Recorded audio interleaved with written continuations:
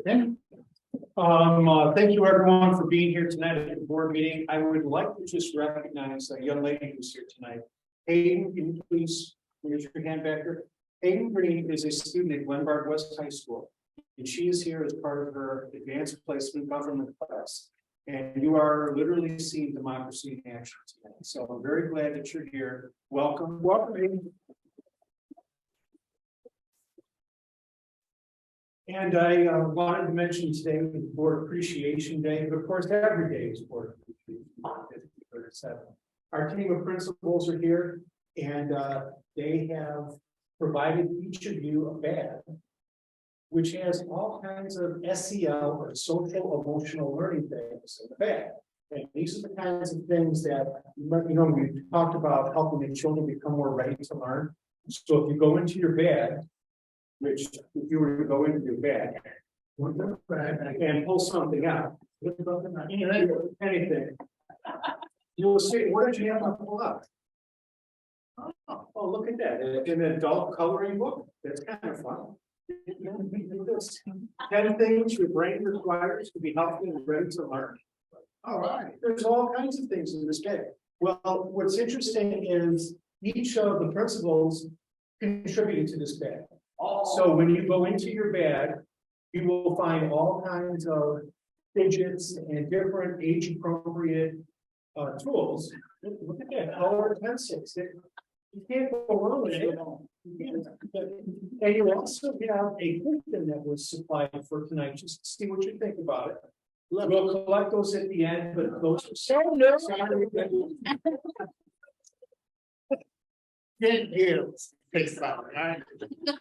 And Mrs. Biggs will attest to this because she has flexible seating in her office. For some of the kids, that helps them pay attention and to be more ready to learn because they can adjust. We gotta give her back. I think we should vote on that. Hey, pretend you didn't hear that. So, with the principals, or I'd like to say something. I think Dr. Modi, you know, Dr. Modi,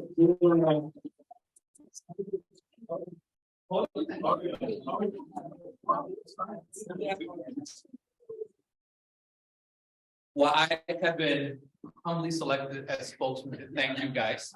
I know your shoulders bear the education of 2,400 kids in the school district.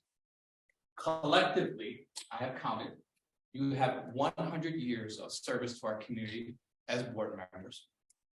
We are honored to be principals of students like yours who've been blessed to come to our schools, go to PMSA, go to college and go serve the world. I know your kids have come through here, your kids have come through here. I know Mr. Jackson's kids have come through here, one at PMSA. Yep, a long time ago, right? I think we only had one school back then, though, right? And so we want to say from the bottom of our hearts, thank you guys for letting us lead. Thank you guys for believing in us, and thank you for serving us and teaching us how to serve each other. So for 100 years of service to us, these are just a small token of our love for you. In there, each one of you will find a heart created by one of our staff members that dedicates their love to you and your love for our community. So thank you very much from the bottom of our heart, and happy board. Every day is Board Appreciation Day. But thank you.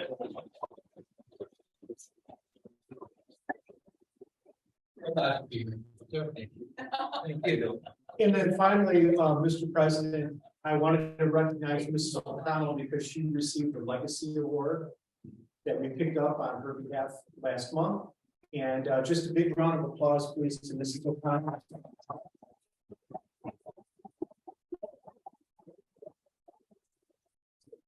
You're so special.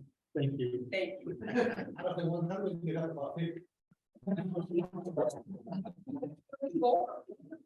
don't want 100. I'll say. Thanks, everyone. Really appreciate it. You guys, we couldn't do it without your support. So thank you. Okay, roll call, please. Hightower. Here. Laura. Mason. Here. O'Connell. Here. Sosa. Yeah. Jackson. Chavez. Was Mr. Jackson involved? He's going to be an attendee and not participate as a board member. That's right, okay. Thank you. Any public participation, renewal? No public participation. Old business? Okay, new business. New business, so we have. Gilbane enrolled with us.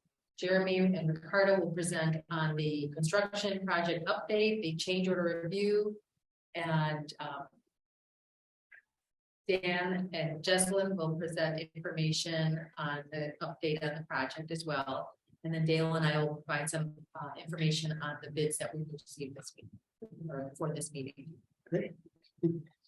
You first up there. All right, I'll kick it off. So principal, you're welcome to stay, or if you need to go, I know you have a busy week, especially before a break, if you go. Okay? Thank you so much.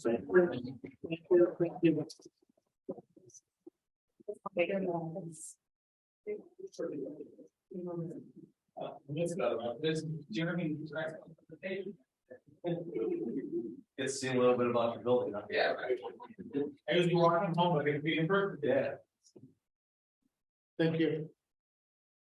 All right, good evening, everyone. So I will kick this off at Sunnyside and MacArthur. And I think as usual, we'll kick it off here with the drone video for the month.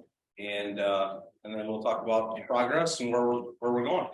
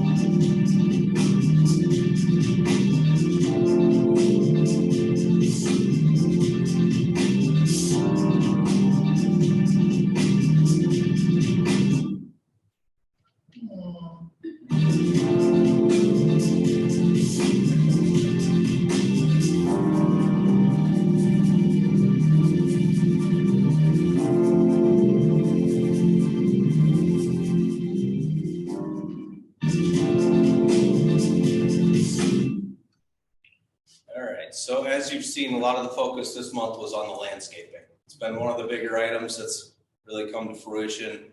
I think we made a great decision to put sod down rather than seed. You can see the instant green. This courtyard here, this is the MacArthur, this is the Sunnyside courtyard. The MacArthur one looks pretty much identical to that. The benches are actually installed out in those courtyards now, so it's really coming to life. But I think the landscaping is finished up nicely. We are done with the phase 1 landscaping. The weather's turning on us, but we did get everything around the building. We have a little bit around the east curb line that we just got poured on the east parking lot. But we'll try and get that backfilled this year yet, and then sod that in the spring. But it's coming along. Metal panels on the outside are continuing. So we are working at the front entrance. I know it was dark when you came in tonight, but the front entrance metal panels are going up, and they're actually progressing a little quicker than we expected, which is a good thing. Let's see what else on the outside. We're still doing a little bit of roof coping as metal panels go on. They kind of follow behind, and we're pushing really towards our final inspections. The Wold team's going to start some exterior punch lists for us next week. And we're going to have our roofing manufacturers, the initial walkthrough for the roofing manufacturer's warranty the end of this week. So it's just getting those final inspections done, getting ready for that open house on December 10th. So the parking lot's striped. I saw a lot of you guys parked in it tonight. So we are finishing up some of the lighting and stuff out there. That's why it's somewhat coned off yet, but it's done. And the west side as well. The final course of asphalt is down, the striping is down, and they were actually putting in signs tonight. So it's all coming together. On the inside, it's progressing quickly. The Wold team actually started punch list inspections for us today in the south end of the building and the sunny side end. So those areas have been final cleaned and are, pretty much finished with the exception of a few minor details here and there. So you can see some of the updates here. They're going to continue punch listing on the first floor because furniture is starting to arrive on Thursday this week. So between now and December 2nd, all the furniture will be coming into the building. Finishes, you can see here the learning stair in the bottom right hand corner. The learning stair is being constructed. These photos are a week old or so now, but we're putting the maple flooring on that now. Finishing up around this cafeteria servery. Cafeteria is really one of the places that it's been, one of the larger areas where we can store material and tools and be a home, so to speak, for the contractors working in the building. But we're working on pushing all of that stuff out of the building and finishing that space. The flooring will be starting in the cafeteria later this week. Like I said, the maple flooring is going down on the learning stair, and at the MacArthur end, the stage is currently being insulated, and then the flooring will be going down on top of the stage later this week as well. So right in the front entrance, we installed the second line of security doors, and we're going to be starting the metal panel ceiling that's wood grain texture that's actually arriving tomorrow. So that's going to be starting as well, and really bringing the front entrance to life in the next week and a half here. So classrooms, just finishing touches. We're putting the final coat of paint on everything, installing the last little bits of casework, window sills, things like that, buttoning up ceiling tiles. TV mounts have been installed in about 90% of the building, and the visual displays are arriving Thursday, Friday, and those will start being installed as well.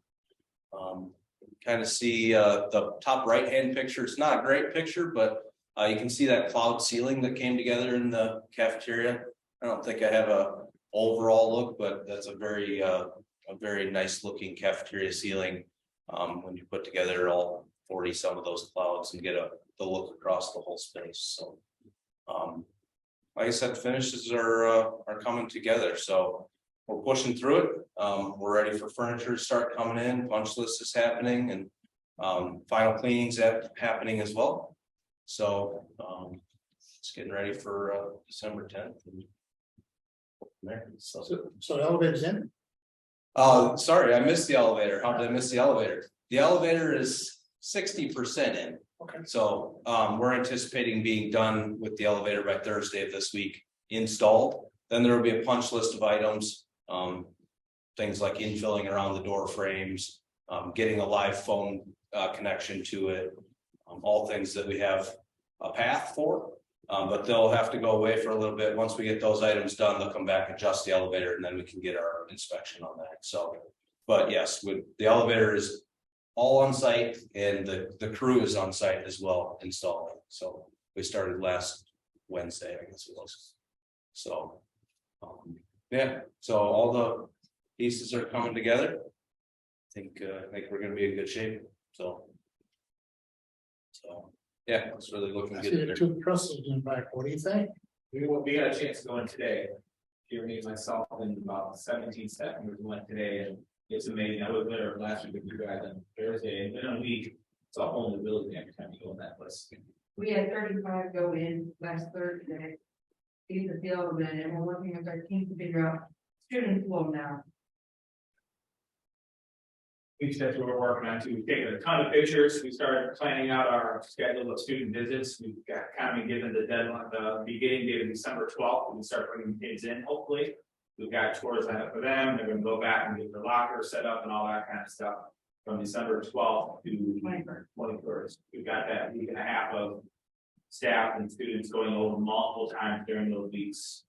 This is going to be our learning, is going in and learning how to walk through a new building and get your lunch in a new building and go to your locker in a new building and A lot of stuff we didn't think about, that is how it come to, okay, we've got about a month and a half to make all this happen, so.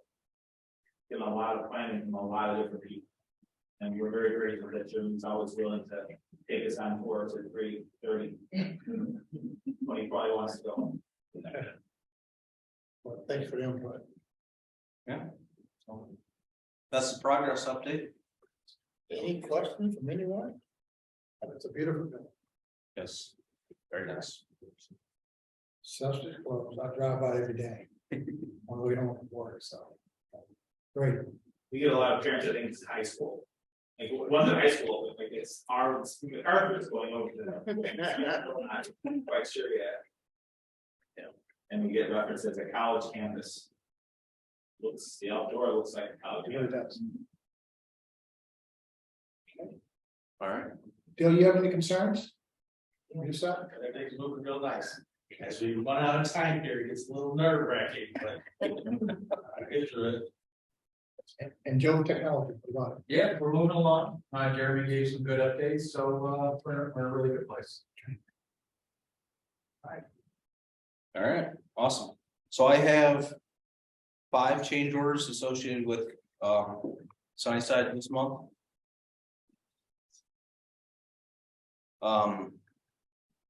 Change order 113 is the first one, district change order 113. It relates to PR 50.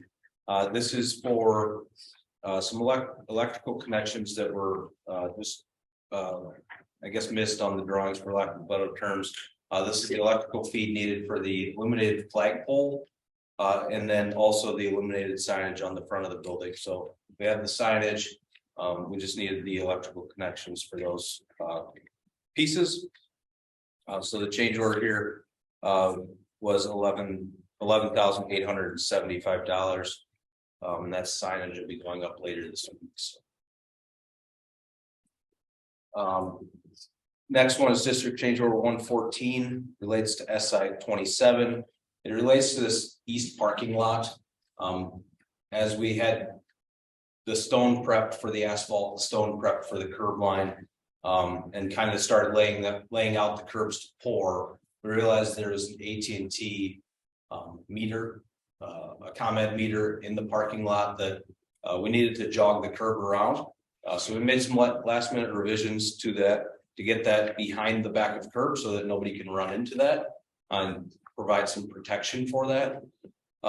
So in doing that, we had to change a little bit of the grading. We had to do some additional layout or some revised layout with surveying.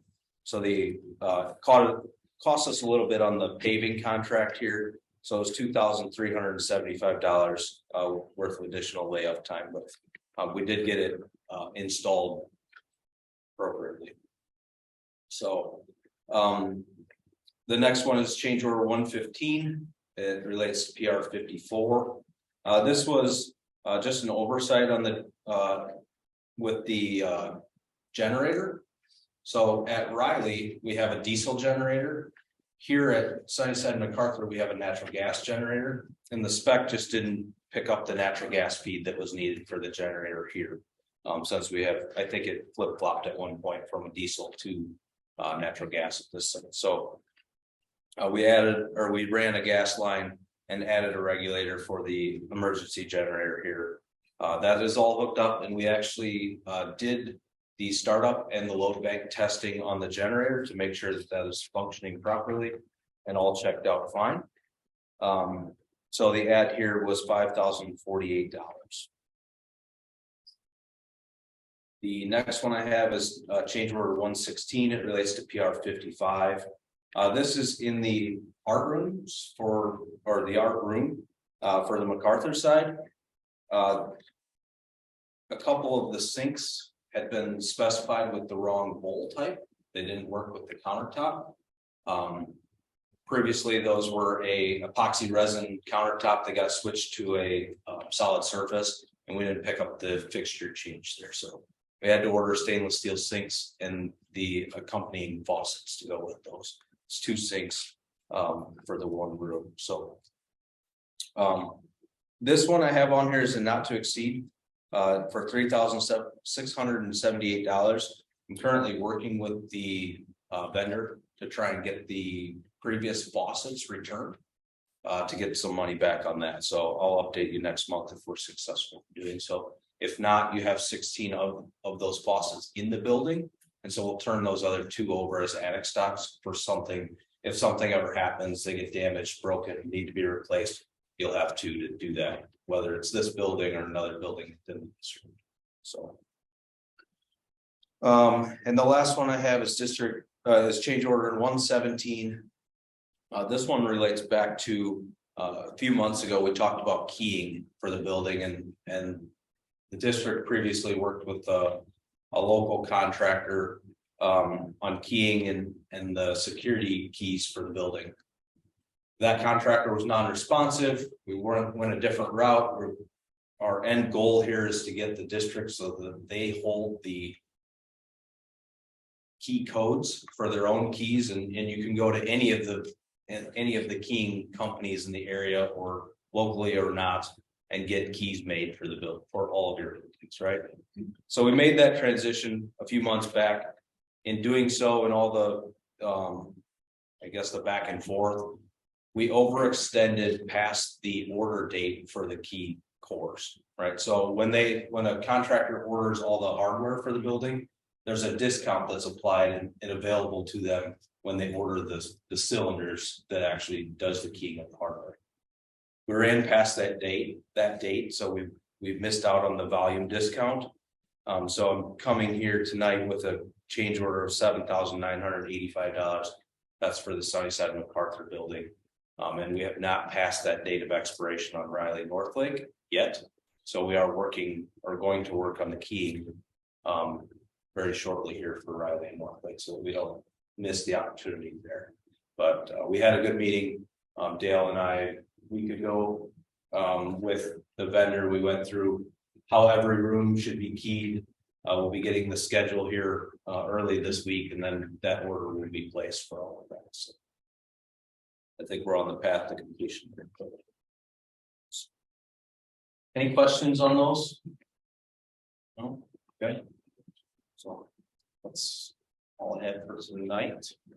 Joe, can you just flip to the summary of that one? Yeah. And go down to the second or third page. There you go. Down a little bit on this page. So you can see here, we really only have one outstanding change. And actually I should have taken that off there. That signage data drop, we've determined an alternate route. We're actually going to consider something different for that. So the higher price tag there should go down or be eliminated altogether. And you can see we're running right up against, you know, the end here. There's not a lot of outstanding stuff, so we're in good shape. Still 84% of the contingency available. We like that. Yes. So, all right, turn it over to Ricardo. Thank you, guys. Thank you. Jeremy, good evening, everybody. Good evening. So we'll go ahead and start off with the Riley Northlake project update, or the video.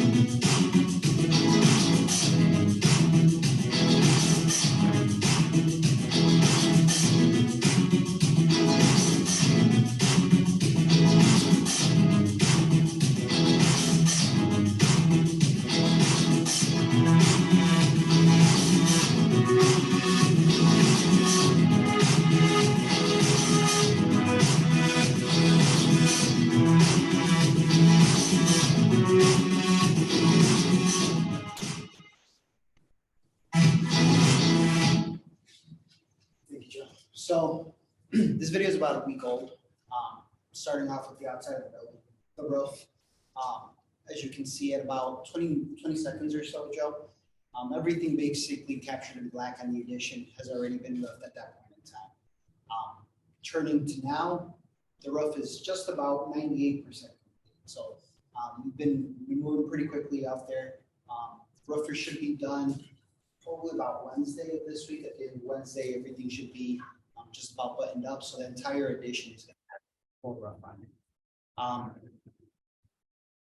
Continuing with the exterior of the building, masonry, all of the face brick, also just about there, about 98% complete. A couple of odds and ends that we need to do there. But your building is basically, it has quite a bit of finishes already on it.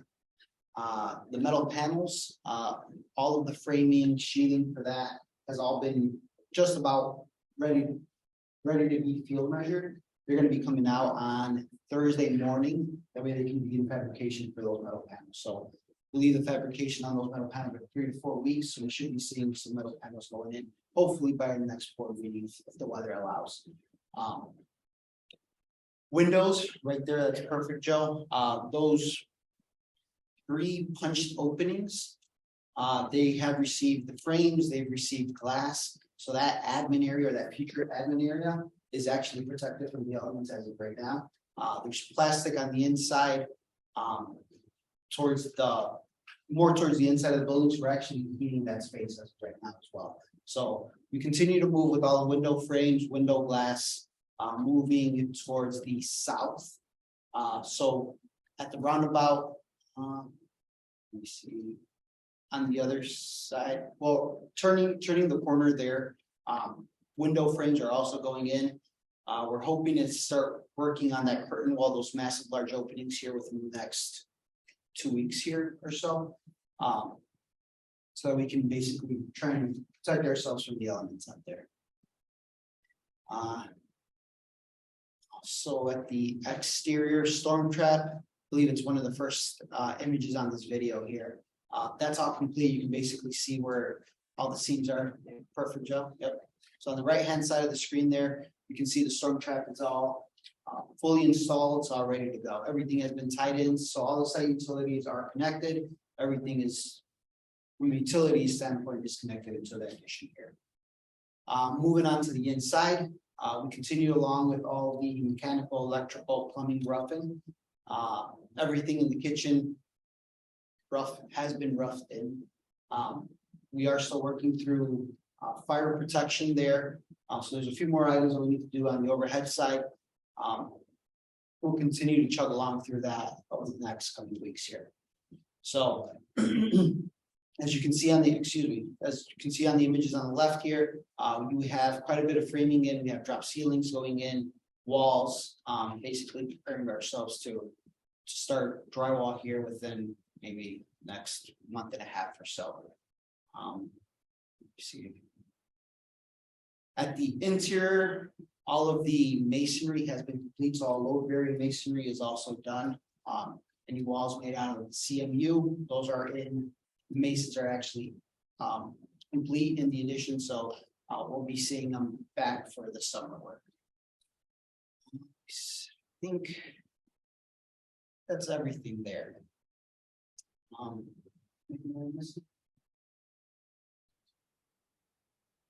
Trying to get it closed for the winter. That's going to be our biggest Trying to get goal. all the glass in so we can start heating and get to the finishes. Door frames are scheduled to come middle of December.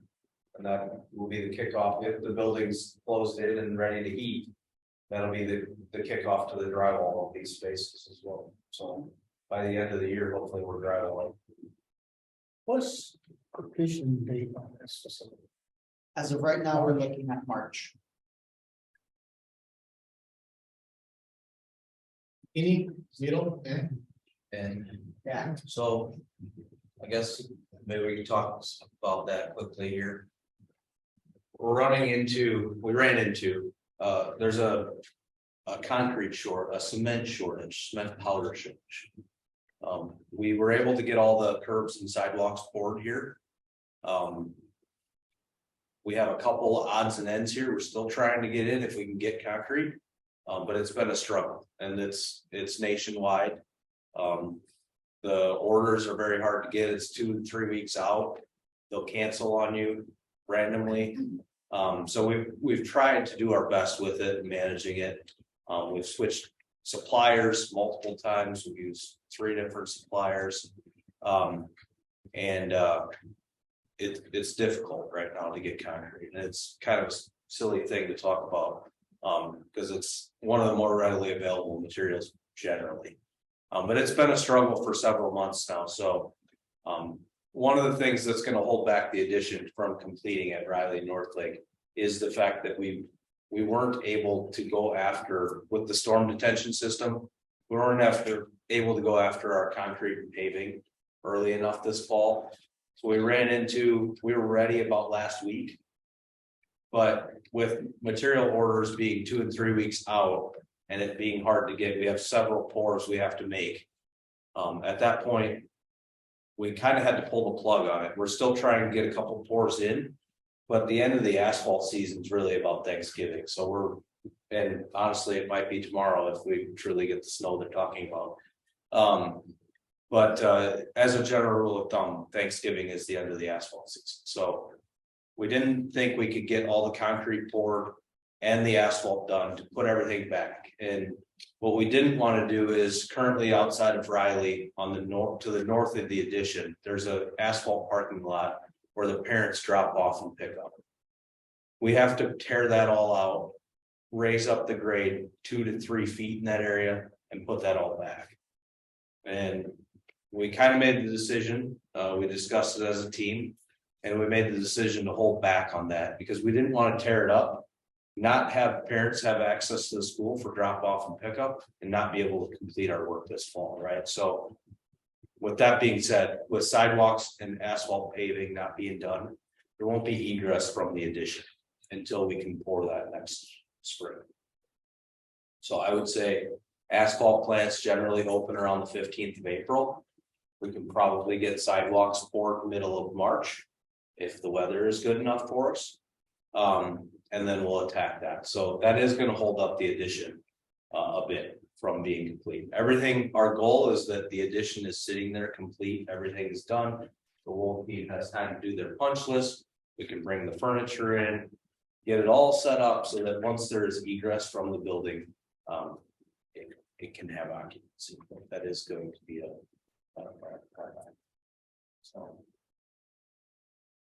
So since we have an asphalt cement shortage, and we're gonna put the request in for the fall. Yeah, I mean, we still have a contract, right? And they still owe it to us.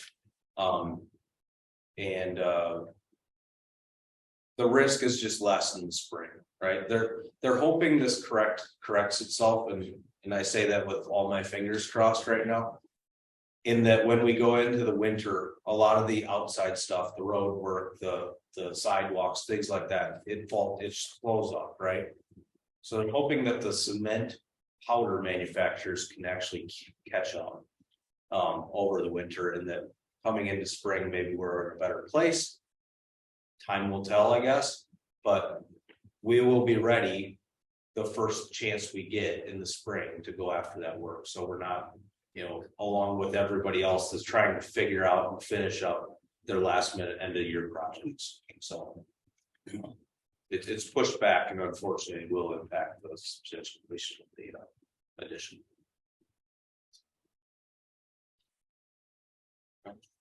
Any questions from legal?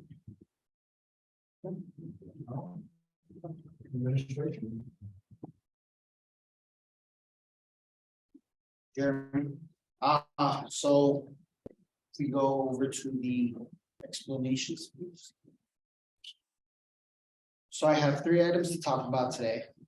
Well, actually, yeah.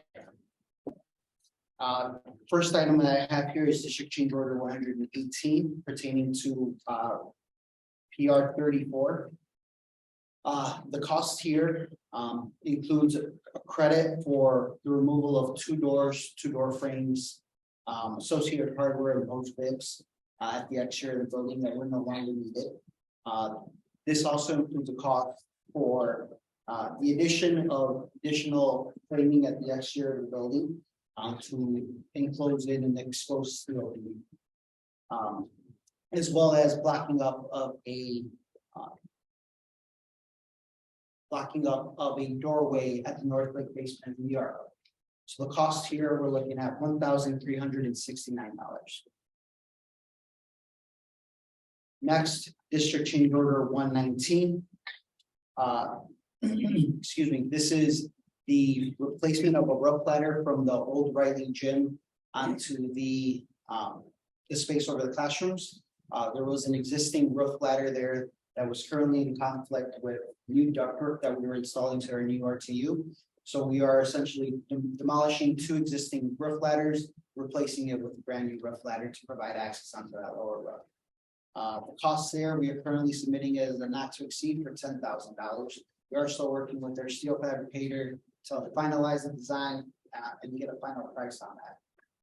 Managed to save a few dollars by bringing on our demolition contractor to more cost effectively demolish those ladders. So.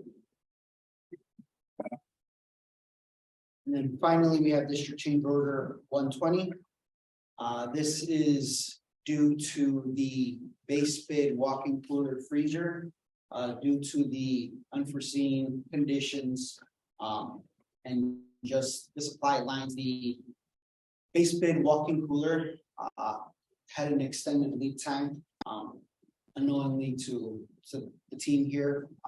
It had an original delivery date of April 2023, was far too late. So we managed to find an alternate walk-in cooler manufacturer that can provide the walk-in cooler within 6 to 8 weeks. So with that, there was an associated cost, and that cost is $3,816. But that allows us to get this walk-in cooler in. After we get the walk-in cooler, there's some concrete slabs, finishes that we need to do. So it allows us to progress further without having to wait until April 2023. So money that we believe is well spent there. Well, that's it. Any questions? Quality wise, is there a difference in that cooler? I'm sorry? Quality wise, is there a difference between those two coolers? The one you're gonna purchase right now versus the one you would have purchased in April 2023. No, it meets all the same specifications, so we had the team and the kitchen designer look at it. So They it got costs, their review, it costs us a little bit over $3,000 just to get it sooner. correct, yes, yeah. Generally, manufacturers will allow you to pay more money to get it sooner, but the original base bid manufacturer had no way of expediting their verification process. So paying more money typically will get it to you faster, but with the way things are right now, we had to go to an alternate manufacturer. For a little bit more context, I think they're downplaying the lead time. The shop drawings were approved in March of this year and it was ordered immediately following. So you're looking at a year time for that. And we have the original manufacturer, we have their walk-in cooler freezer here. And it arrived, I think it was 3 or 4 months later than it was initially expected. So we started to see it here with Sunnyside MacArthur. And it's snowballing, right? And they say they're not going to catch up, right? It's just going to continue to blow along. If the price is gonna cost us a little bit over $3,000 extra, Yeah, what is the total price? 51,000. Yes. Sounds pretty accurate. Is that the original or the? That's the new. That's the new one. So about 48. Yeah. You have one? You have one to use? Say it again? Do you have one? It's not working right now. You wait for me until May, I can get a picture.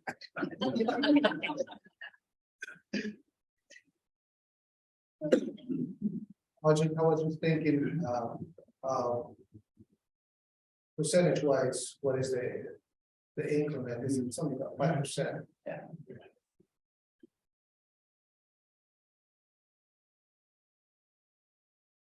Any questions?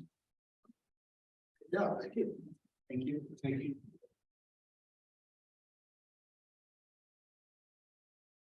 So we received bids for the abatement at the old Sunnyside MacArthur, for abatement at the Wolf Road apartment building, as well as bid for the relocation moving services to move Sunnyside MacArthur from the old building to the new building. On the abatement, we received 8 bids, each of those. And we worked with Camplin our environmental consultant, Camplin. And so his recommendation is included in the board packet for the regular meeting to make a recommendation that the board will take action on and award those bids. On the moving relocation services, we had 3 interested parties, 2 submitted bids. During the vetting process, when Mr. White worked with the apparent low bidder, we had to consider them non-responsive. They realized that there was a miscalculation in their numbers, so they could not perform the work at the price included in their bid. So we do have a letter included now that is requesting to be withdrawn, and that'll be included in the action of the regular meeting. But I wanted to share the information in case you had any questions now to discuss it, any of the bids. Question about the bids? And then we wanted to both of them. Yes, though at the start of the regular meeting. No questions? Questions? And then did we want to follow up on the discussion items from the last one? Yeah. Mr. Critter or Justin, could you give an update on the lighting? Sure. Thank you. He's yielding the floor, yes. So we took all the comments and feedback back from the last meeting, talked to our engineering team to kind of do a forensic dive and understand where there were some calculation differences in lighting or where we could provide improvement. So what we heard at the last meeting was there are some dark spots in the existing north lot and driving in off of McDermott, thank you. So taking a look at those and addressing some of those safety and security concerns. We have our team looking into a couple of different options. We'll review with Gilbane what some of the best options constructability wise will be to improve those areas. Another thing that we did do is we had a team member come out and do light level readings for areas that we understood to be comfortable for you. So along that west drive right up against the school, to make sure that our calculation, our energy model, our lighting model was accurate to field conditions, so that we had kind of a baseline understanding of what was going on here.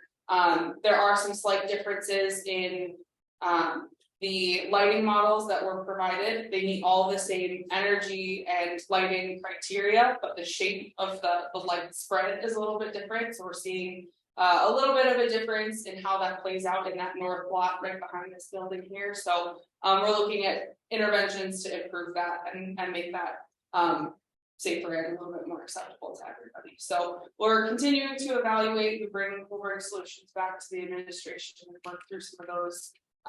But that's kind of it takes a little bit of time to get everything coordinated and make sure that we're making the right recommendation and steps moving forward. But we definitely have the team kind of full force on that. But any other questions or comments or concerns I can address on that right now? Question?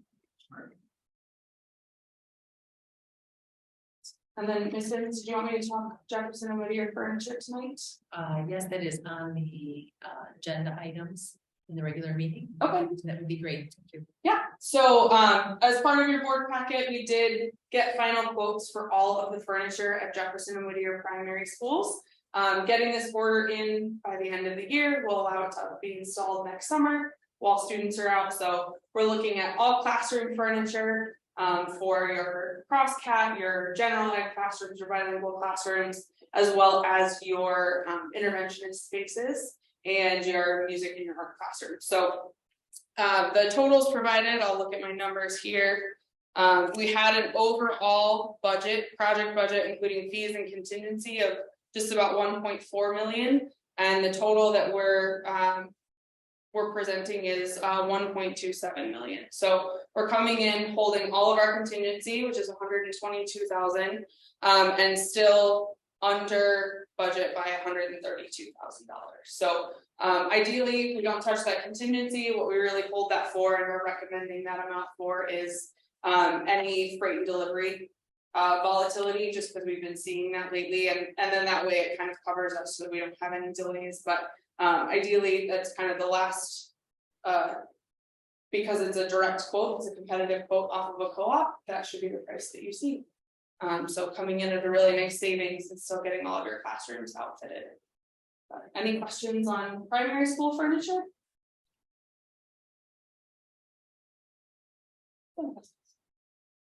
Great, thank you, thanks.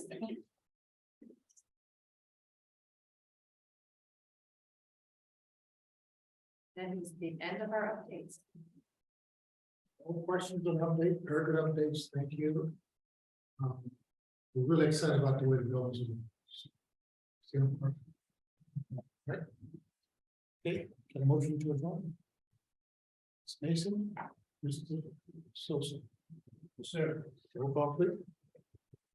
Mason. Aye. O'Connell. Sosa. Aye. Hightower. Aye. Motion carried. You, okay, we're gonna go right into our regular board meeting. You guys are welcome to stay, like always. I think Laura, they voted on all the bids in. The Okay. bids are at the start of the meeting, and then the furniture will be later in my area. And you're welcome to stay.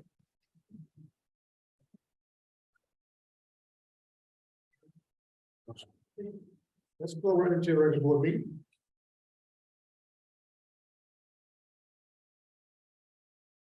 Thank you. Everybody. Thanks.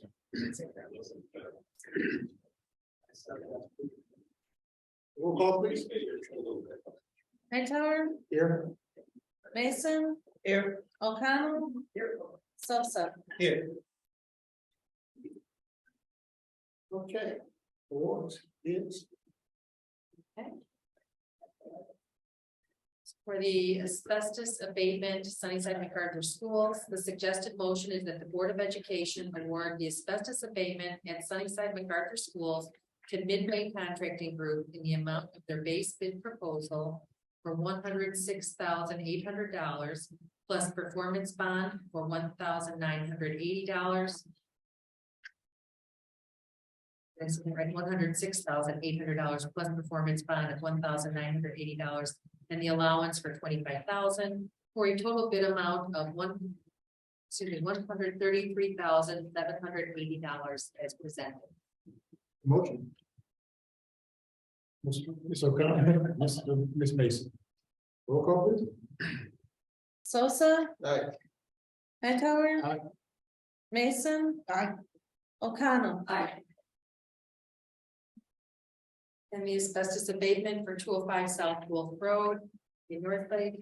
That the Board of Education award the asbestos abatement at 205 South Wolf Road, North Lake to Tracon Supply Incorporated in the amount of their base bid proposal for $69,940 plus performance bond, the amount of $1,748 and the allowance in the amount of $5,000 for a total bid amount of $76,668 as presented. Get a motion. Ms. Mason, Ms. O'Connell, roll call please. Sosa. Aye. Hightower. Aye. Mason. Aye. O'Connell. Aye. Motion carried. And then next, for the moving, as I indicated, we received a letter requesting to withdraw their bid from the parent low bidder. So that will be combined in the suggested motion. That the Board of Education award the Board of Education accept and approve the request for withdraw of their bid from Midwest Moving and Storage and the relocation moving company services bid be awarded to Hollander Storage and Moving Company in the amount of $94,900 as presented.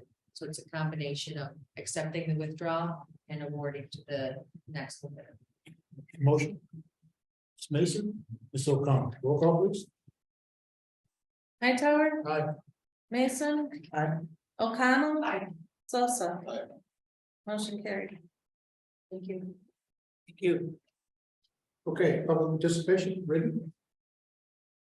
We asked that the board accept the written correspondence as presented. The motion.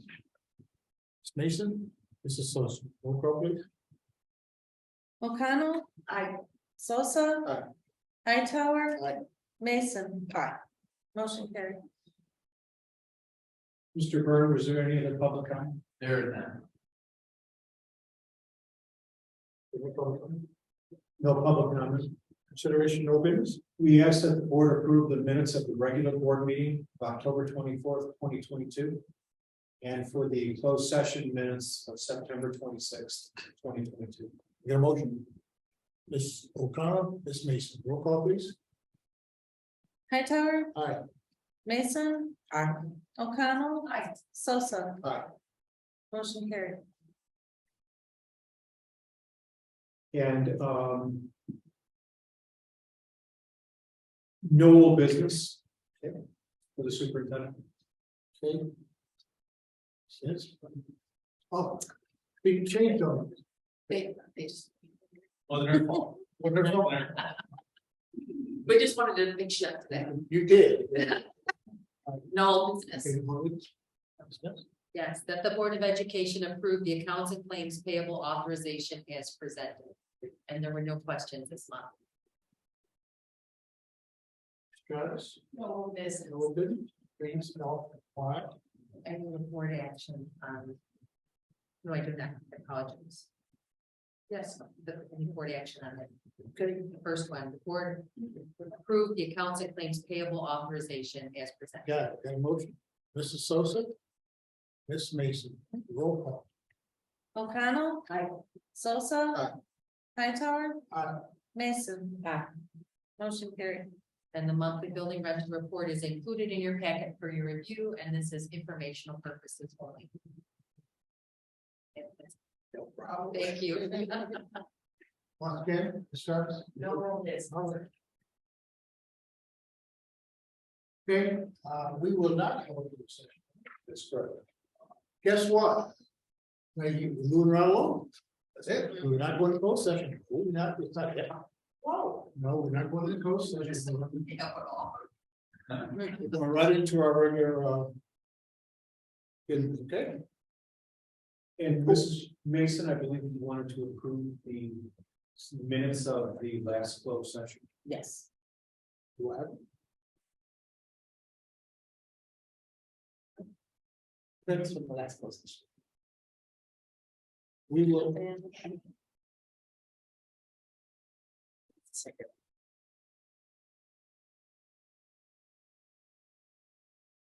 Or we can even do that as one. We can do it next one.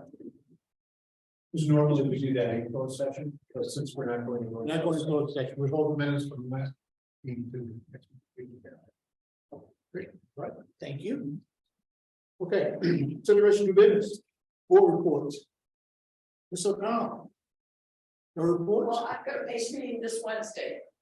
Because we're quicker with our board meeting, usually we go the third, so, Okay, and I did last month's. well, we always get to reports with this, so thank you. Ms. Macy, That's what you report. Scott not here. We have the facility be ready for this one, so you have the minutes in the next package. Okay? So, sorry, we'll make it the report. This more, okay, superintendent. We ask that the board accept the resignation of the following personnel. Danielle Ho, district-wide substitute. teacher, effective October 28th, 2022. And Geraldine Bell, assistant cook at MacArthur, effective October 17th, 2022. Get a motion? Ms. O'Connor, Ms. Mason, roll call please. O'Connell. Aye. Sosa. Aye. Hightower. Aye. Mason. Aye. Motion carried. We ask that the board approve the FMLA leave request for the following personnel. Sandy Dahlstrom, kindergarten teacher, Jefferson School, effective October 24th, 2022 through October 31st, 2022. And Kristen McLaren, math interventionist, Jefferson School, effective November 14th, 2022 through December 23rd, 2022. Get a motion, Ms. O'Connor. Mrs. Sosa, roll call please. Hightower. Aye. Mason. Aye. O'Connell. Aye. Sosa. Aye. Motion carried. We ask that the board approve the request for child rearing leave of the following personnel. Marie Peterson, fourth grade, cross-categorical teacher, Sunnyside School, effective January 5th, 2023 through June 30th, 2023. And for Sharice Horacio Clerk, reading specialist, Sunnyside School, effective November 15th, 2022 through January 4th, 2023. Get a motion. Ms. Mason, Ms. O'Connor, roll call please. Sosa. Aye. Hightower. Aye. Mason. Aye. O'Connell. Aye. Motion carried. We ask that the board approve the FMLA leave request for the following personnel. Dr. Kara Myzanik, Director of Teaching and Learning, effective October 17th, 2022 through October 21st, 2022. Ms. O'Connor, Ms. Mason, roll call please. O'Connell. Aye. Sosa. Aye. Mason. Aye. Hightower. Aye. Motion carried. We ask that the board accept the retirement of the following personnel. Kathleen Paul, fourth grade teacher, Riley School, effective June 30th, 2024. The motion, Ms. O'Connor, Ms. Mason. Roll call. Hightower. Aye. Mason. Aye. O'Connell. Aye. Sosa. We ask that the board employ the following personnel, effective date to be determined. Madeline Regiona, district-wide substitute. The motion. Ms. Mason, Ms. O'Connor, roll call please. Sosa. Aye. Hightower. Aye. Mason. Aye. O'Connell. Aye. Motion carried. We ask that the board approve the FMLA leave request for the following personnel. Holly Allen, cross-categorical teacher, assistant, Whittier School, effective November 28th, 2022 through January 4th, 2023. Motion, Ms. O'Connor.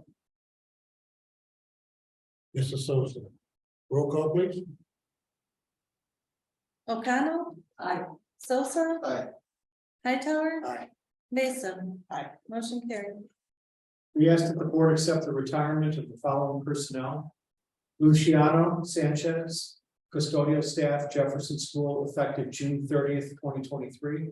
And Carlos Garcia, custodial staff, MacArthur School, effective February 3rd, 2023. Ms. O'Connor. Ms. Mason, roll call please. Sosa. Aye. Hightower. Aye. Mason. Aye. O'Connell. Aye. Motion carried. We ask that the board reassign the following personnel. Ms. Christy Daniel from Administrative Assistant of Facilities and Transportation to the Administrative Assistant of Finances and Operations, effective November 15th, 2022. Motion. Ms. Mason, Ms. O'Connor, roll call please. Mason. Aye. O'Connell. Aye. Sosa. Aye. Hightower. Aye. Motion carried. And for my oral report, I just wanted to bring to your attention, we are examining our student enrollment and our student attendance. So currently, with our students who are being served here at the District 87 sites, we have 2,205 students that are in attendance on a regular basis here in District 87. in one of our 6 schools. And we are looking at our attendance data, and I'll be meeting with the principals tomorrow to become more aware of what all of the reasons are for when our children are absent, because we believe there's a strong correlation between student achievement and attendance at school. And so we've been running some reports looking for chronic absences and reasons for those absences. And then we're looking as part of living our strategic plan, not waiting until the end of the year where we have numbers, but actually running that data now and acting on it while there's still a chance that we can impact the attendance of the children. So this is one of our initiatives now that we're back in-person learning from the restrictions of COVID, where now we can get more, drill down more about what the reasons may be for why families are not sending their children to school. And our preliminary analysis is telling us that for approximately 30% of our children across the district, an absence code of no absence reason given has been the reason for children being absent. So we need to work with our parents to find out what's happening where we're not getting a reason for the absence. And so I'm going to be meeting with the principals about that tomorrow, and to see what kind of information we can find out by actually working with our parents. Because obviously an absence is an absence, but if we can determine what the causes of those absences are, maybe we can get better at helping our parents make sure that our kids are in school. That's one thing I want to mention about that. The other is, it was mentioned that we have our upcoming open house for our new Sunnyside MacArthur, and that's going to be on December 10th. So everyone's invited. As you know, you've been receiving the updates about that, and you saw a draft of the brochure. So we are going to finalize that. We're going to be looking at it again tomorrow when we meet as a team, and we have our holiday party coming up on December 2nd. So I'll send you the information about that again, and hopefully everyone can attend the holiday party on Friday, December 2nd. So unless there are any questions, that's the. Any questions? Thank you. Excuse me. Oh, Dr. Sullivan, fundraisers and donations. oh, thank you. Oh, yeah. We ask that the board approve the fundraisers as presented. Jefferson, MacArthur, Sunnyside PTO Holiday Shop, and Jefferson School Krispy Kreme. Motion. Ms. Mason, Ms. O'Connell, roll call please. Sosa, Aye. Hightower, Aye. Mason, Aye. O'Connell. Aye. Motion carried. Thank you. The donation. It was also a donation.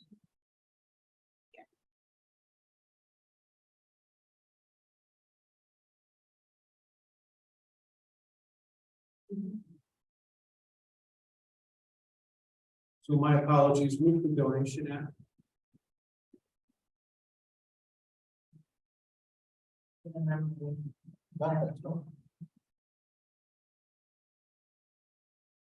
Let me just read it again. Yes.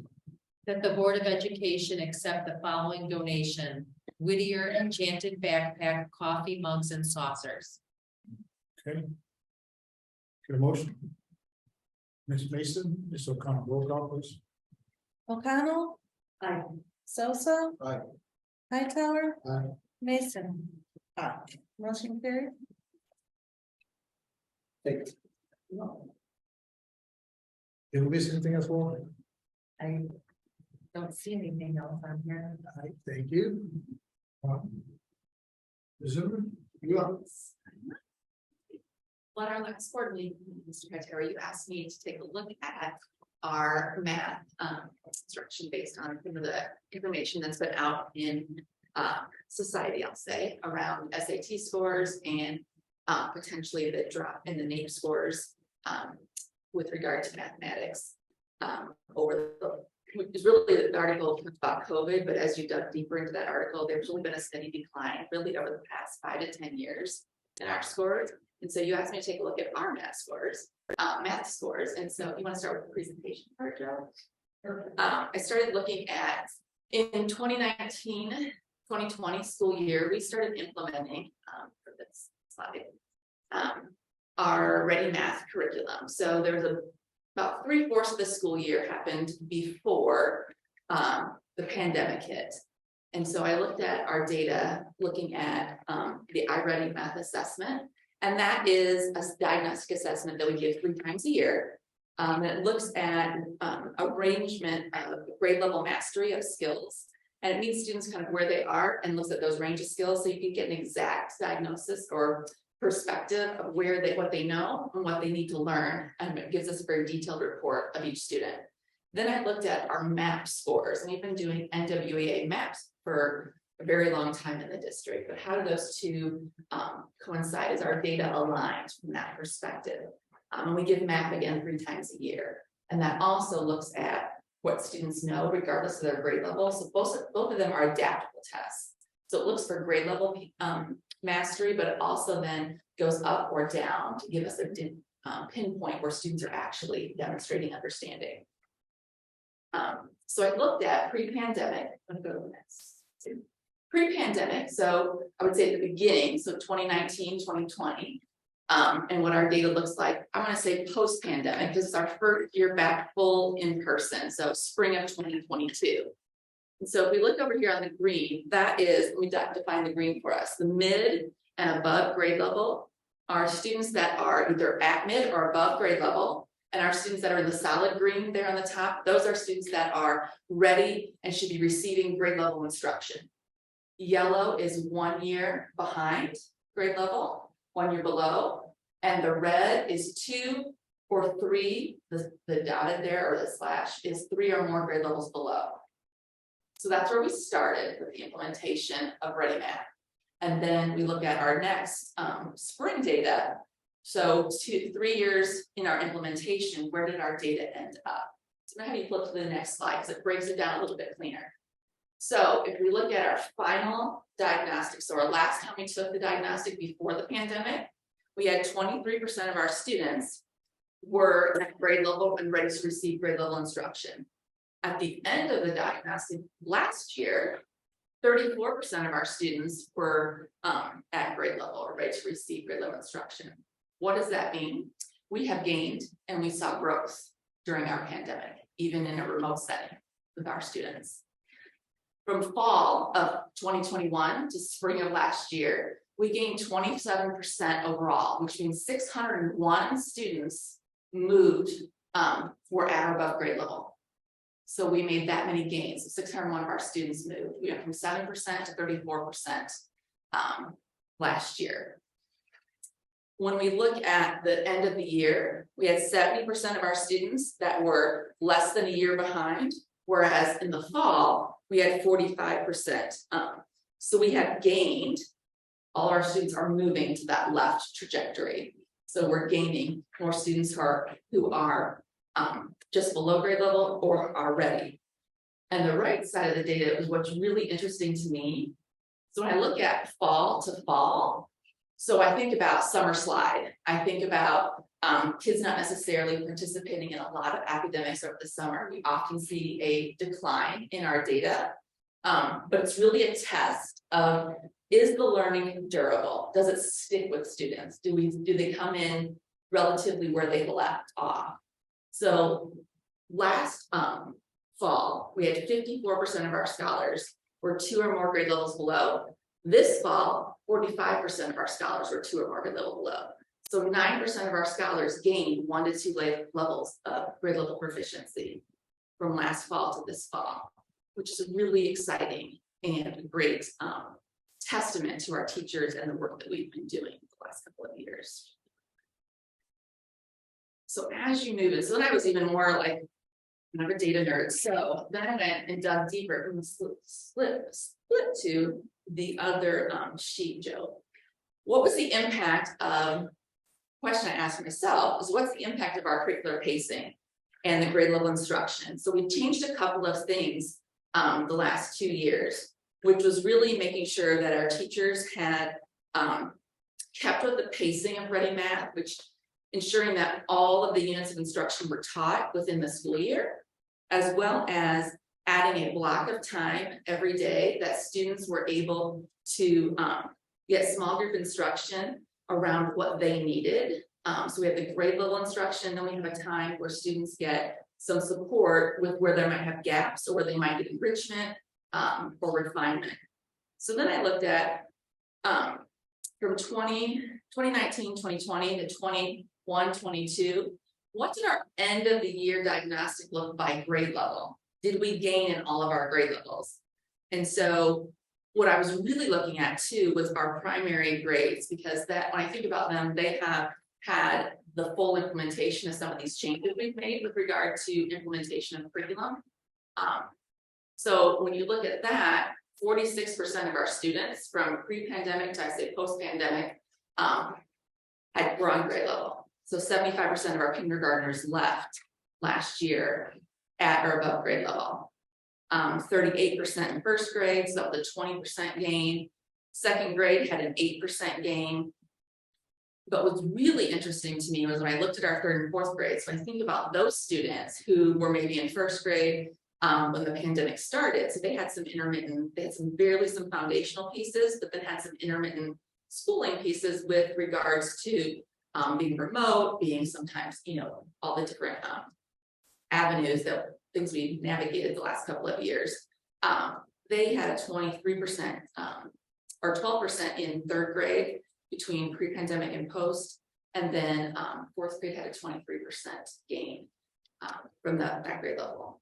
But then as we got into our upper grades, 5th, 6th, 7th, is where we saw less of a gain, which makes really a lot of sense to me, because if you think about the instructional changes we've made, they had a little wider gaps that we had to close. And so we're continuing to show that gain. If you want to scroll to 6th and 7th grade, when I think about, the only 2 grade levels that we didn't see as much growth over those couple of years. But I think about, there are a lot of the students that when they left the pandemic, they were in intermediate, and when they came back to full person instruction, now they're in the middle school, having to navigate all those periods during the day, having the structure of the day, all the social emotional pieces of being in the middle school. And so we've really been talking last year and even this year, how do we continue to ensure that they get their needs met, and we continue to look to close those gaps for them. But those are a lot of reasons when I look at those 2 grades in particular, there's just a lot of things that happen at that age level that we didn't see as much growth for them. But then I asked myself, okay, so we've got all this great data and growth for iReady. Now, how does it correspond to our MAP data? So go to the next slide. Because MAP is something that we have been giving for a long time in the district. So I really looked at, from a stability standpoint, the last 3 timeframes that we gave MAP. So we were all in person. So winter of 2022. Then I looked from fall to spring, which is that middle graph. And then the bottom graph is this fall. And what you see is those blue columns, and then you see the diamonds. That is the diamonds are the projected growth for students, and the blue column is what we observed for growth. So all of our grade levels have met or exceeded their projected growth for the last 3 testing periods that we have given MAP for mathematics. So we continue, so it aligns with the similar rate of growth that we are also seeing in iReady. So we see that, so we have 2 assessments that are alignment in terms of how our students are growing in the district in mathematics. So we saw some great gains. So do we have any comparison to the other districts that follow this population of students? I did not look at any other districts, but I can get that data, yes. The only thing I have to compare to is our IAR data. You probably saw the same thing that I saw on TV, blind was, and it said the math scores were really down during the pandemic. That's why, which is a question to you last board. I think it's good data to see. We shouldn't see gains. Yes. And I'm really happy to see the gains. Any comparison we can get would be great. I'm sorry. Any comparison we can get, show where we at. So when I looked at our data for the strategic plan, and I compared our data to the surrounding areas. We showed the same rate of growth with regard to our participation in statewide testing in terms of the growth that we saw and where our kids fared in that. And I did use that data for our strategic planning process, but I can look further into that. But I had 2 more slides I wanted to show with you. So then I looked at our English language arts, our ELA, which we don't have our ARC data yet. You can flip to the next slide.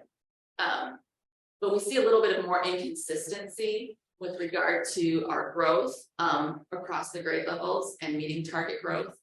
But we also have not implemented ARC, American Reading Company, our new language arts curriculum until this fall. So I'll be interested to see how the progress of projected versus meets growth with regard to that. But we are seeing kids, in looking at our preliminary data for reading, we're seeing our kids move in terms of their reading levels already. And the biggest report that I hear from all of our, well, kids too, but our teachers is the excitement and the joy that our kids have around reading and wanting to read every day. Which if we can get them reading every day and that engagement piece, that is such a huge gain, because as you know, the more we practice, the better we get at something. So the fact that they're really excited to read every day is a bonus. And the last thing, one of the things that MNWA gives us is a projection on the state test. They projected us to be for math at 8.1% meeting or exceeding, and we were at 11.5. So we exceeded their projection. We have some work to do with regard to students that are meeting and exceeding. But in both math and reading, we exceeded the projections that they didn't expect us to be at. But we are in line with the state, and actually in terms of the growth that we're at the same or higher in terms of the growth that our students are demonstrating on the state test. So we will continue to. Any questions for me? I know that's a lot of data and I gave it to you very quickly. Good data. It is. We've got some great reasons to celebrate, and I think that it gives us some really good perspective around the things that we have been implementing are taking hold and moving us forward. So I'm excited. Well, thank you for taking the time around. Great job. Sure. Thank you so much. Any questions? And I know Dr. Myzanek was going to share the panorama data, but unfortunately she was unable to be here tonight, so she is going to do that next month. Okay. Okay. Moving right along. Yes. The summary of budget, statement of position, and student activity reports for the period ending October 31, 2022 are provided for your review.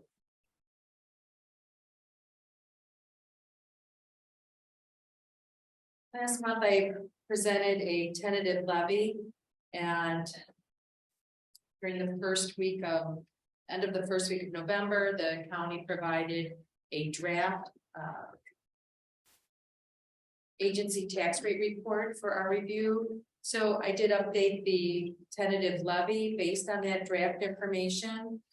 We still don't have final numbers on it, but I anticipate receiving that soon, because I did hear that Cook County expects to send out the second installment tax bills by the end of this week. So I'm sure we'll get that final report at the same time those installment invoices go out. And I'm hoping that their draft numbers are pretty accurate. There's still some information. We don't know what the multiplier will be, but we did get the draft of the final EAV for 2021, which based on the numbers, we experienced an 11% drop in our EAV for the 2021 levy. I did check with several other districts, and the range of loss in EAV is anywhere from the districts I checked, anywhere between 7 and 12%. So this updated tentative levy, I'm going to ask the board to approve the tentative property tax levy for 2022 as presented. Motion. Ms. Mason, Mrs. Sosa. Roll call, please. Hightower. Mason. O'Connell. Sosa. Aye. Motion carried. And the next item, this is an annual item. It is a new requirement. Roughly 5 years ago, I believe, they started requiring this additional post-issuance compliance report requirement that we annually review the there is a checklist of items to make sure that we're reporting correctly to the to Emma, which is a site that provides transparency to the investors on different bond issues. So we currently have 4 bond issues that are impacted by this. So I've provided the post issuance reports for your review. Suggested motion is that the Board of Education approve the post issuance tax compliance reports as presented. Motion. Ms. Mason, Ms. O'Connell. Roll call, please. Mason. O'Connell. Sosa. Aye. Hightower. Aye. Motion carried. Next item is the approval of the change orders that were discussed during the facilities committee meeting this evening. The suggested motion is that the Board of Education approve change order numbers 113 through 120 as presented. Motion. Ms. O'Connor, Ms. Mason. Roll call. Sosa. Aye. Hightower. Aye. Mason. O'Connell. Motion carried.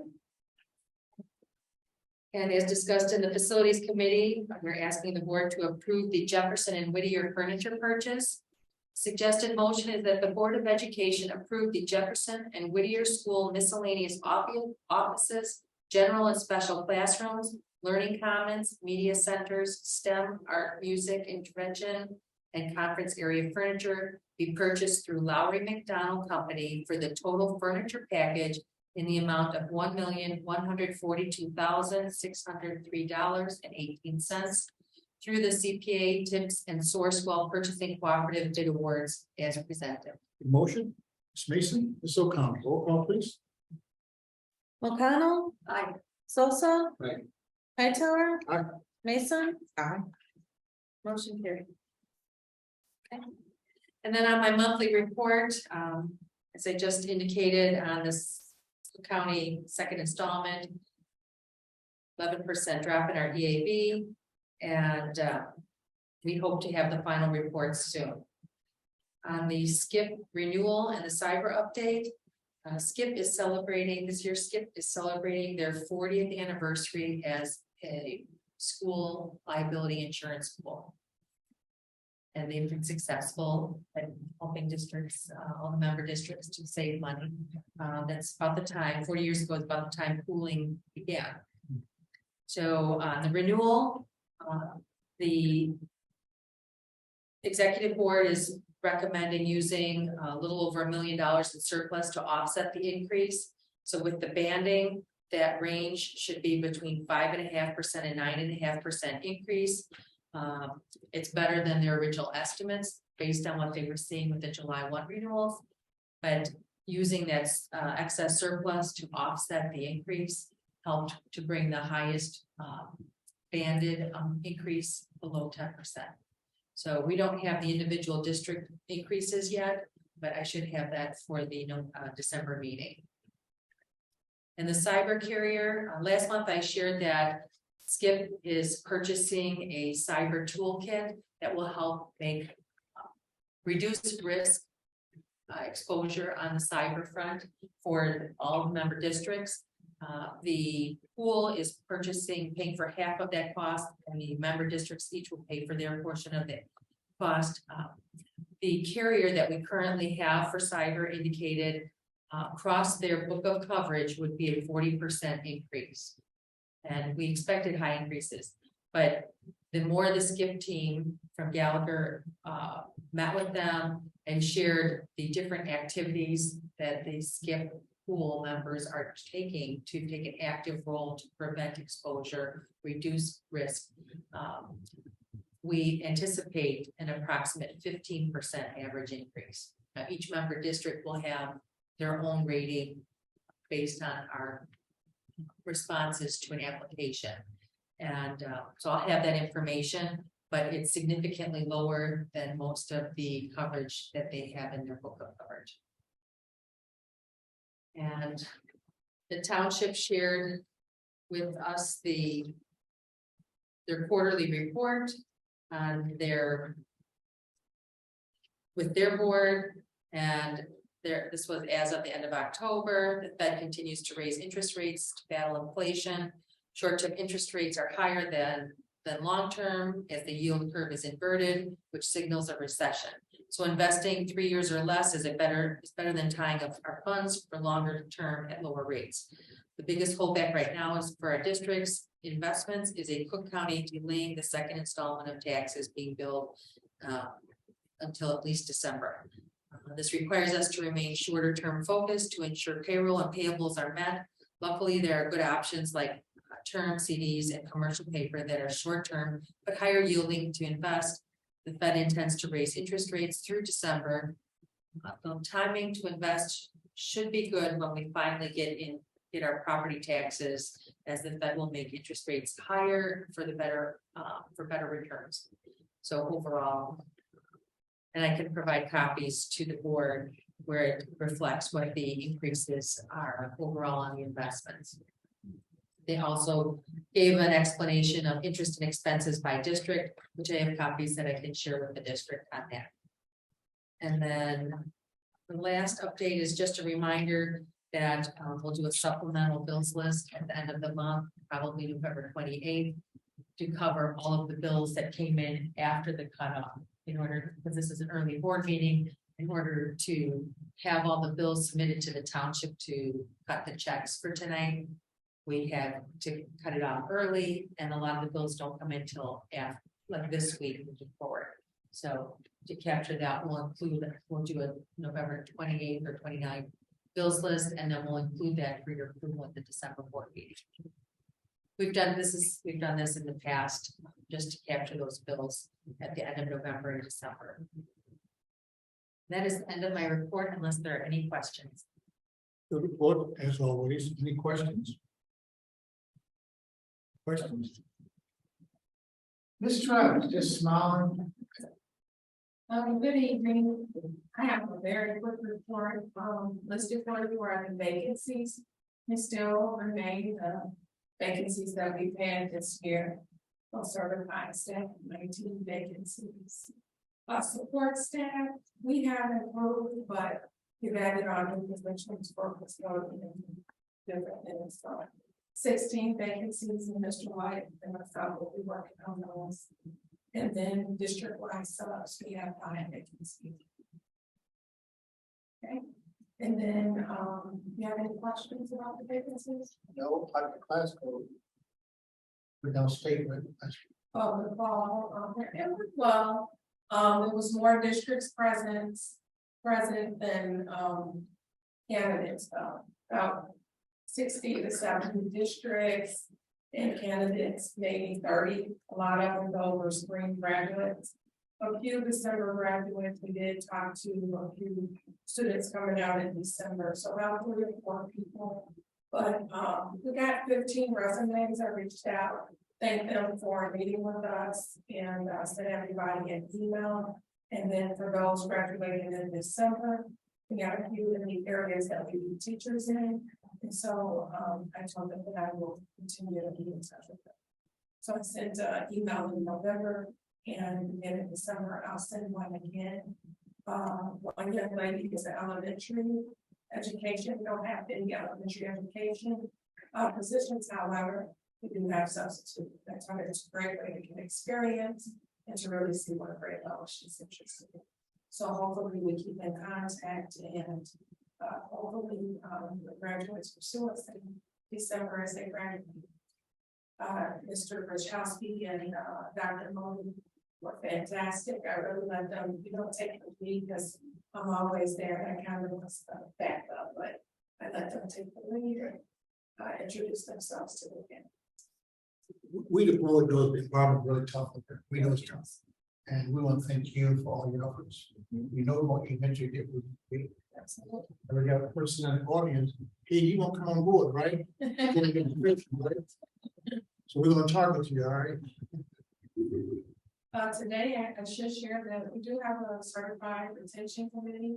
And we do have a support staff retention committee. So today, prior to this meeting, we have a retention staff. We talked about ideas of what we can do to retain staff. And so next morning, I'll share the notes. By then, what it meant to for this year, we started it last year. But they've got some great ideas. And what they wanted to share with us is actually, this is from the retention committee, district administrators. They said they want to see us out in the building, we were at the art on Friday, and they really appreciate us. And they really said thank you, and they said to them, and out there, staff around. And I said, invite us, you know, we'd love to be there. I said, when I go, though, I get who's being fired, but you know, here. And so they started laughing. They was like, no, so they told me to maybe, that's a good idea, to come to staff meetings and maybe here, that we will visit, and then they, you know, will expect us to be there. Great discussion. And then, on behalf of the district, I want to tell you all, happy school board and appreciation day. And you have a lot of wonderful gifts and treats here.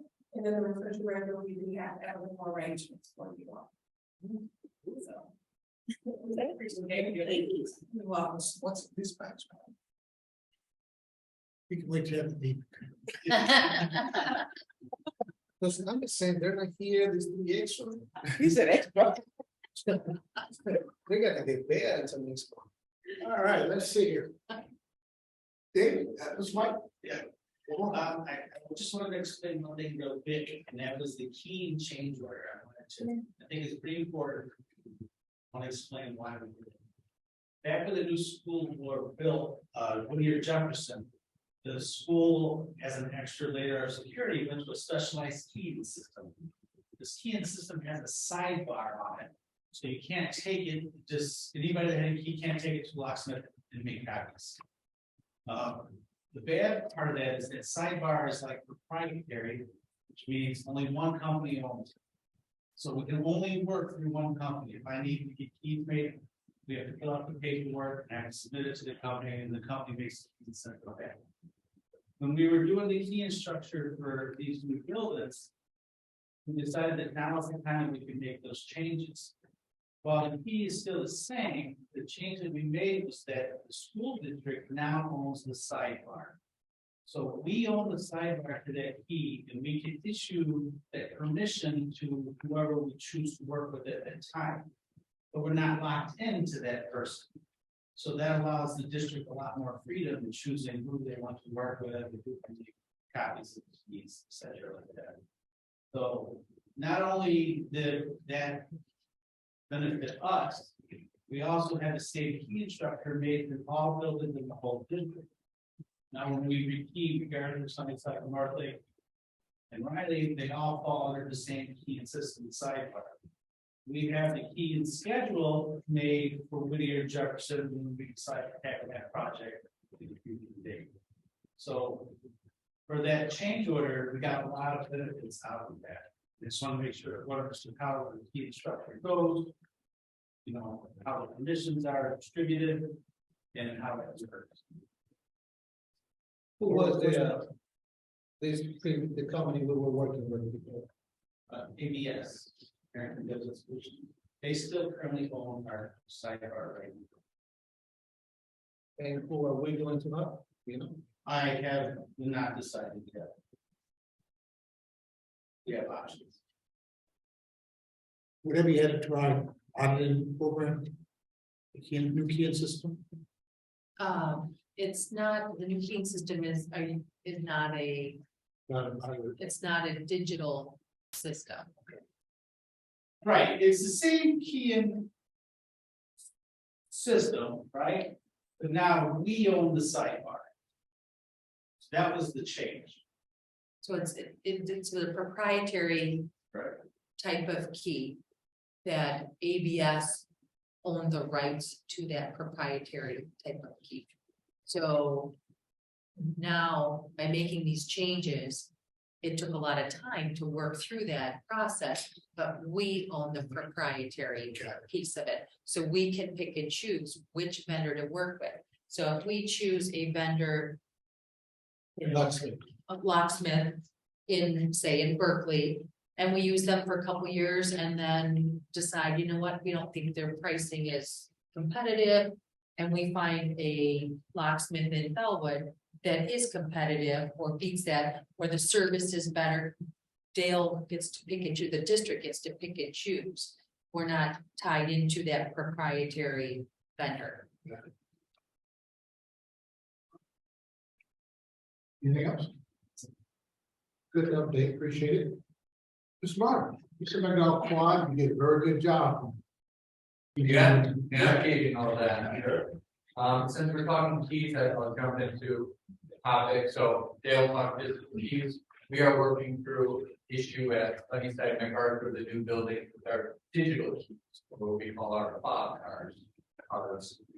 So one of the things that we have to work through between Riley, North Lake, Sunnyside, and McArthur is maintaining a level of consistency now between Whittier and Jefferson too. So there's going to be a new access control system, which is the fob cards, the digital keys. But the ones that we were planning on installing were backwards compatible to the keys that we currently have at, let's say, Whittier and Jefferson, the ones that we currently use. Though delivery time has been postponed significantly, so we have to go to different hardware. The different hardware is not backwards compatible. So just something we're working on is maintaining two different systems and trying to work through a system that we can implement while either giving people two keys that have to navigate different buildings or working on solutions. There might be a few, just to ensure everybody has access to the buildings that they need. And then whatever solution you ultimately move forward with, trying to gain consistency at Whittier and Jefferson. So that theme of consistency, another example would be security camera. So amongst our 6 schools, we had a security camera deployment, let's say last year. Now we're increasing our security camera density, let's say, at Riley, North Lake, and our new buildings. But Whittier and Jefferson still has, let's say, less dense security camera deployments. So as we update these 4 schools, and we're going to be working with Jefferson and Whittier as well to enhance the different aspects of our buildings to maintain that consistency. So just a few of the things that we're working on kind of outside of the scope. Anything else? Any questions to Mr. Ron? No? Okay.